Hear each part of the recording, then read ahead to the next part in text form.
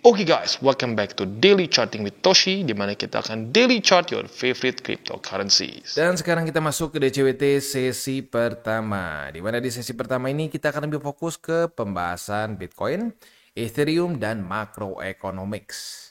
Dan seperti yang kita bisa di sini, market koreksi ya sebesar 1,77%. Total market cap sekarang di 2,29 triliun US dollars. Tapi mungkin lebih penting adalah BTC di daily ya. Untuk di daily kita bisa lihat dia kena angka 65.327 walaupun hanya nge-wick ya. Nah, jadi buat lo yang sudah stay tune di DCWT minimal dari tanggal 19 Oktober, harusnya sekarang wah, bener nih kejadian ya.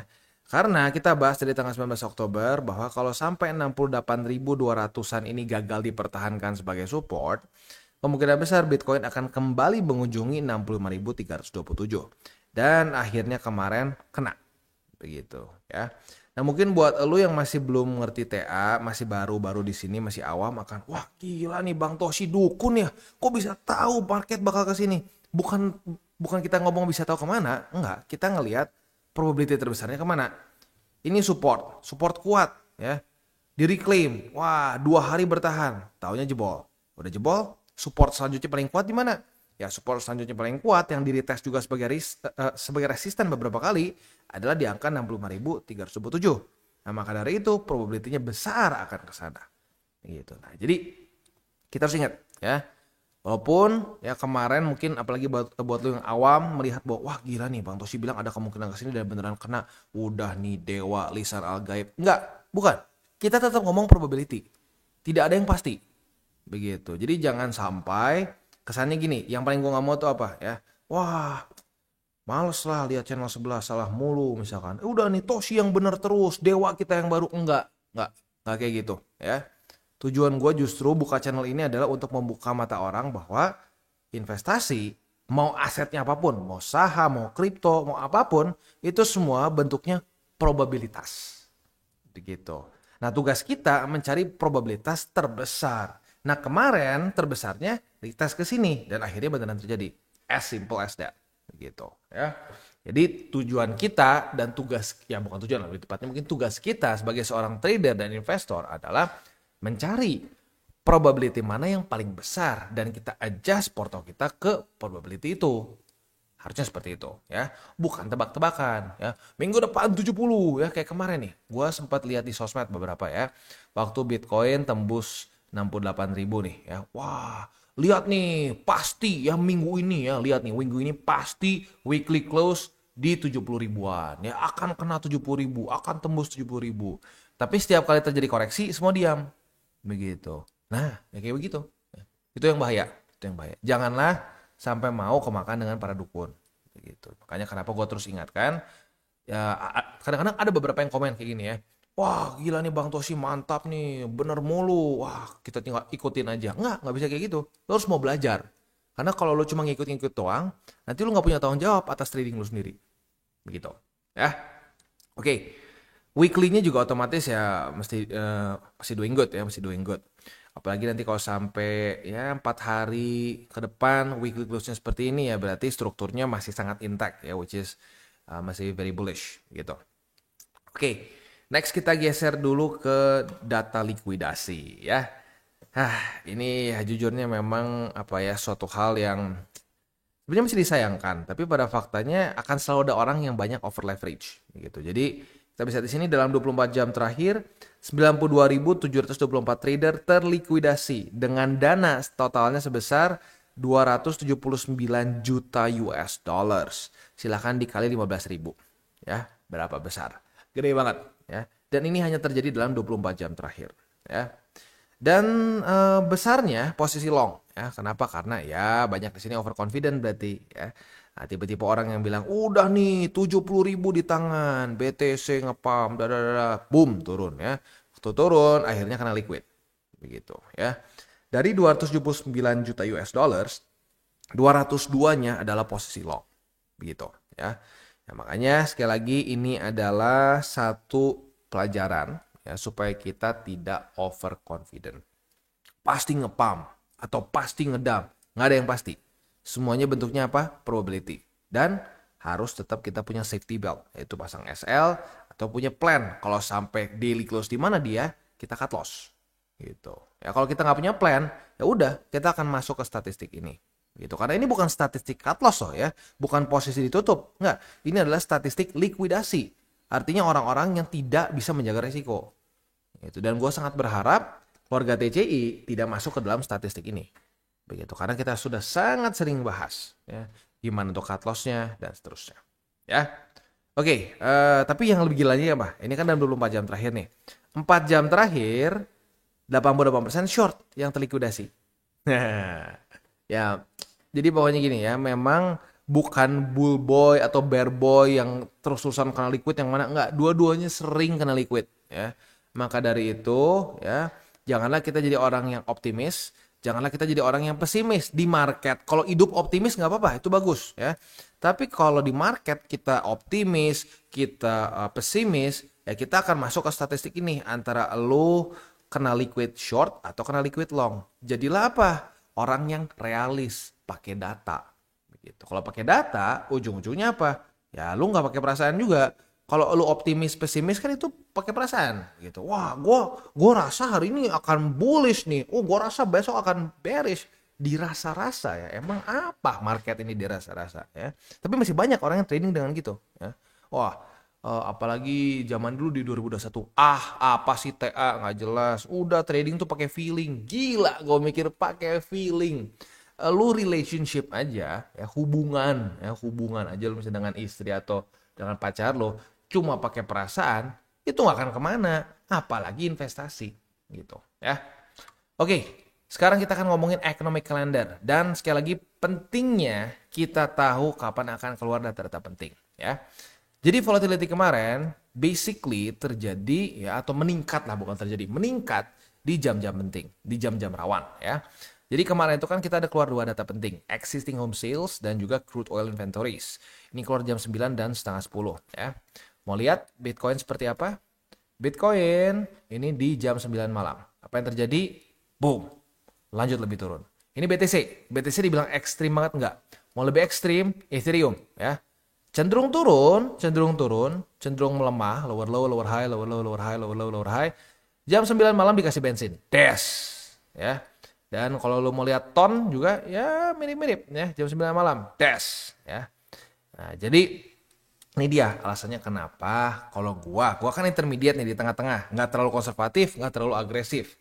Nah, kalau gua nggak suka ya maksain kita trade di jam-jam yang rawan, karena kita nggak pernah tahu hasilnya seperti apa. Kita bukan cucunya Jerome Powell, bisa nanya, opa, ini market mau gimana nih, datanya mau gimana nih? Oh begini nggak, kita nggak tahu. Kita bukan orang dalam. Ya udah, jangan tebak-tebakan. Gitu. Dan kalau mau ngomong tebak-tebakan ya, ini dua data merah, harusnya jelek buat indeks dolar. Apa yang terjadi? Indeks dolarnya malah naik kemarin. Lihat, malah naik. Ya terus gimana? Nah, ini gitu. Makanya jangan tebak-tebakan sama market. Ujung-ujungnya boncos lagi. Kalau tebak-tebakan sama market, itu ujung-ujungnya judi. Gitu. Cuman banyak orang nggak mau mengakui itu. Enggak, kita beranalisa. Begini. Lu analisa tuh kalau kita ngelihat ini, oh ini nge-retrace kemana dan seterusnya. Kalau lu dalam sehari berharap, wah di sini nih, ini bakal ngepam gila atau ini bakal ngedam gila. Apa bedanya sama lu judi bola? Udah pasti nih, Barca Barca yang menang, Barcelona yang menang. Wah, yang menang Real Madrid. Ya kayak gitu. Jadi judi kan? Itu. Nah, makanya kita harus bisa bedain itu, ya. Oke. Itu untuk kemarin ya. Dan pentingnya kita untuk sadar jam-jam penting itu atau jam-jam rawan lah ya. Itu bisa membuat market bergerak dengan lumayan cepat gitu ya. Tanggal 24 Oktober hari ini ya, hari Kamis, kita akan keluar initial jobless claim. Ya. Ya, ini salah satu data yang lumayan sering membuat market bergejolaknya ekstrim. Ya, bahkan di Agustus kemarin, initial jobless claim itu sempat membuat Bitcoin ngepump 11,9%. Ya, kali ini nggak pasti ngepump sama juga, tapi maksudnya historically speaking, dia pernah membuat market ngepumpnya signifikan. Begitu. Ya. Lalu, initial jobless claim setengah 8, akan ada S&P Global US Manufacturing PMI, ada juga yang Services PMI, Dan juga di sini ada new home sales and that's it. Ya, berarti ada 1, 2, 3, 4. Jadi siap-siap buat lo yang punya posisi futures, dekat-dekat jam segini pertimbangkan untuk tutup posisi, terutama buat yang konservatif sampai intermediate. Buat lo yang agresif silahkan mau ride the waves, tetapi gue sarankan tetap pasang SL. Just in case volatility-nya tidak sesuai dengan prediksi lo atau harapan lo, gitu ya. Oke. Next kita masuk dulu ke indeks dolar seperti yang gue bilang tadi ya. Jadi gini, kalau secara sama newsnya ini kayak nggak sinkron ya. Harusnya merah seperti ini adalah worse than expected for USD ya. Tapi pada faktanya USD malah menguat. Ini aneh ya. Nah, tetapi korelasi normalnya di XY dengan BTC berjalan sepertinya. Jadi indeks dolarnya meningkat, BTC-nya koreksi. Begitu. Tapi ya kita nggak bisa kita nggak bisa tutup mata bahwa pada faktanya korelasi di XY dengan news ya maupun BTC dengan DXY ini masih belum seperti normalnya begitu. Jadi ya kalau gua tetap simpel aja deh, jadiin data-data penting sebagai alarm aja lah, alarm bahwa akan ada terjadi volatility atau ada kemungkinan terjadi volatility yang lumayan begitu ya. Oke. Next kita lihat ke indeks, bukan indeks dolar, tapi ke Bitcoin Dominance. Untuk Bitcoin Dominance pun kembali menguat, begitu. Ya, gua harap nggak ada yang kemakan sama altcoin season. Ya gini, ya buat lo yang nggak tahu, ini nggak tahu kenapa, memang trennya seperti ini kayaknya ya. Setiap kali terjadi koreksi oleh Bitcoin Dominance, ini juga struktur baru ya, gua taruh dulu, takut lupa gue ya. Nah, setiap kali terjadi koreksi di Bitcoin Dominance, pasti ada yang teriak-teriak di sosmed ya. Kalau di TCI sih nggak, udah makin jarang, paling cuma nanya, bang altcoin season kapan? Tapi kalau zaman dulu tuh ya, apalagi waktu April Maret, wah altcoin season udah pasti ya, kata si A kata si B ya, ada yang bilang katanya masukin 2 juta jadi berapa miliar katanya ya, altcoin ABC katanya langsung pasti ya. Ya sekarang bukannya miliar-miliar malah minus gede ya. Nah ya itu terlalu sering terjadi ya. Nah, jadi jangan sampai kemakan dengan naratif setiap kali Bitcoin dominance turun itu altcoin season. Enggak, ya. Tanya aja sama orang-orang yang beli altcoin gede-gedean di April dan Maret. Silahkan tanya, apa yang terjadi dengan Porto? Ya berantakan. Begitu, ya. Nah, jadi hati-hati aja. Nah, sekarang pertanyaan besarnya adalah apakah Bitcoin dominance akan membuat higher high lagi dalam waktu dekat atau tidak, ya. Nah, ini terus plus satu lagi ya, jangan sampai ada miskonsepsi. Banyak orang berpikir saat Bitcoin dominance meningkat, BTC pasti naik. Enggak juga. Nih, lihat ya, kemarin naik padahal minus BTC-nya sama USD ya. BTC USD minus, tapi Bitcoin dominance hijau. Jadi enggak pasti Bitcoin dominance meningkat tuh BTC bullish, enggak ya. Bisa aja BTC koreksi ya, tapi koreksinya lebih enggak dalam dibandingkan altcoins. Akhirnya Bitcoin dominance meningkat. Karena yang dihitung ini adalah dominasi BTC di cryptocurrency market. Nah itu yang dangerous. Makanya banyak orang yang sampai minus 80%, 70%, 60%. Karena kebanyakan pegang altcoins. Gitu. Walaupun BTC-nya sama-sama koreksi di sini ya. Ini kan koreksi nih, tetap koreksi ya. Tapi koreksi dia lebih mending dibandingin alts. Nah itu. Banyak orang nggak ngitung di situ. Makanya poncosnya luar biasa. Gitu. Makanya gue ingatkan lagi rasio 70-30. Ya, atau minimal mayoritas BTC deh, supaya itu bisa menjadi fondasi dari portofolio kita. Karena rumah mau sebagus apapun ya, interiornya mau manggil interior paling hebat di dunia, mau lu semua lantainya pakai marble dari Italy, kalau fondasinya jelek itu rubuh sama aja, gitu ya. Oke, jadi kurang lebih seperti itu. Selanjutnya kita akan masuk ke buy limit. Dan sebelum kita masuk ke buy limit, seperti biasa gue akan disclaimer dulu bahwa semua konten dari TCI bukanlah financial advice. Ini semua bentuknya adalah edukasi. Lalu bagaimana cara untuk mendukung TCI? Ada banyak caranya. Lu bisa like our video, bisa share our video, atau juga bisa menggunakan link referral kita di bawah. Nah sekarang kita akan dengar dulu pesan-pesan dari sponsor kita pada hari ini. Okay, today's video is brought to you by CoinX. Dimana di CoinX ini kita bisa melakukan berbagai macam hal. cocok untuk newbie sampai ke advance. Untuk para newbies bisa menggunakan swap di sini ya. Di swap di sini simple banget, lu jadi nggak perlu TA sama sekali. Untuk yang DCA murni cocok untuk menggunakan swap ya. Tinggal kalian pilih stablecoin mana yang kalian mau pakai. Contohnya pakai USDT aja. Nah, kalau untuk yang DCA murni, gue sarankan sih ya BTC atau Ethereum aja ya. Jangan di luar dari dua itu. Karena ya kalau untuk DCA murni lebih amannya di dua aset itu. Karena yang lain-lain bisa extra volatile ya. Lalu buat lo intermediate di sini ada spot trading ya. Lalu juga di sini ada margin trading, ada juga futures, dan futuresnya ini bukan cuma futures trading aja, tapi ada juga copy trading. Jadi sangat lengkap buat lo yang mungkin ngerasa bahwa aduh bang, gue mendingan ngikutin aja trader lain yang sudah lebih punya pengalaman. Nah, monggo lo bisa ikutin juga. Di sini ada berbagai macam trader yang lo bisa copy. Nah, selain juga di situ ada newcomers eksklusif, di mana ini untuk para pengguna baru ya, dan ini setiap bulannya di-update. Jadi buat lo yang tertarik, silakan bisa ikutan karena lo bisa mendapatkan cashback 10 USDT, 30 USDT, 60 dan seterusnya dengan cara yang relatif mudah ya. Seperti complete first deposit ya. Lebih dari 40 USDT bisa dapat 10 USDT cashback. Mantap ya. Nah, selain juga di situ kita bisa earning aset yang sudah kita beli. Misalkan kita sudah akumulasi BTC, Ethereum, dan berbagai macam altcoins lain ya. Nah, di sini kalian bisa ambil juga yieldnya. Begitu, ada FTM, ada BTC, dan seterusnya. Bahkan USDT pun saat lu masih nganggur nih, belum dipakai beli nih, USDT-nya juga lu bisa masukin ke sini, ke earningnya mereka ya. Oke, jadi kurang lebih seperti itu untuk CoinEx ya. Selanjutnya, buat lo yang belum punya akun di CoinEx, pertimbangkan untuk menggunakan link referral kita di bawah dan mulai trade di CoinEx. Kita mulai dengan Bitcoin. Untuk Bitcoin, posisi futuresnya udah ada setup nih sebenarnya ya. Retest pertama sudah terjadi di angka 65.327. Apabila pada hari ini terjadi retest kedua, kita bisa buka posisi long. Dan posisi long ini target TP-nya ada beberapa. Kalau lo konservatif ya, benar-benar konservatif banget, bang, gue profit dikit juga nggak apa-apa lah bang ya. Boleh pertimbangkan di struktur sini ya. Ini jujur tipis sih, tapi ya bagi yang konservatif mungkin lebih tenang ya. Di angka 65.919. Tapi buat lo yang lebih agresif lah ya, boleh pertimbangkan di angka 68.265. Oke, untuk posisi spotnya 65.327, lalu di 64.278 dan di MA 200. Itu untuk posisi spot dan futures di Bitcoin. Next kita masuk ke Ethereum. Untuk Ethereum posisi short kita kena cut loss. Yang agresif maupun yang konservatif ya. Buat yang konservatif berarti kan lu tutup jam 9 malam ya. Lu tutup jam 9 malam berarti di sini lu buka posisi longnya dari sini. Berarti lu minus sebesar berapa nih? Minus sebesar 2,27 ya.